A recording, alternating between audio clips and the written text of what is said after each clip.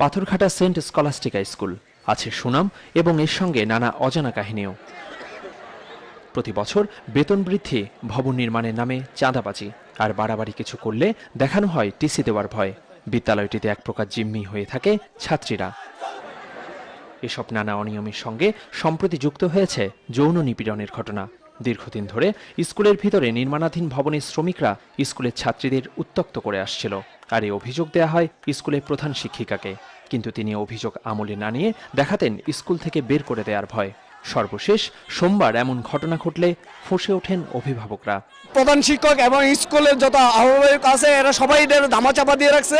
এখানে ওয়ার্ড কাউন্সিলরের কোনো ভূমিকা নাই। উনি যে কথা এখন আচরণ করলো অভিভাবকদের সাথে, এটা আমরা কোনো প্রকার মেনে নিতে পারি না। এখন যে বালি আমাদেরকে বলছে বের হওয়া যাওয়ার জন্য, আমরা কেন বাইর হবো এখান থেকে?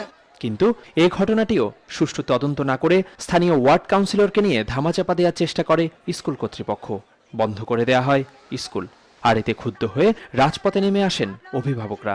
এ সময় ওয়ার্ড কাউন্সিলর তার দলবল নিয়ে বাধা দেওয়ার চেষ্টা চালায়, তবে অভিযোগ অস্বীকার করেছেন তিনি।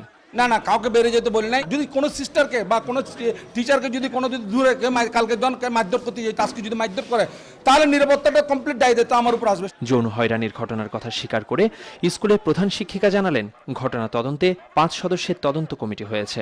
শোনার সঙ্গে সঙ্গে আমরা তাদের ডেকেছি, কাজ বন্ধ করে দিয়েছি। কেন অ্যাক্সিডেন্টলি এটা হলো এটাও আমি বিলিভ করতে পারছি না। তারপরে যখন হয়েছে তখন সেটার বিচার আমরা অবশ্যই করব। অভিযুক্তদের বিরুদ্ধে ব্যবস্থা নেওয়ার দাবি তুলে ভবিষ্যতেও এ ধরনের ঘটনার শঙ্কা স্কুলের অভিভাবক ও শিক্ষার্থীদের।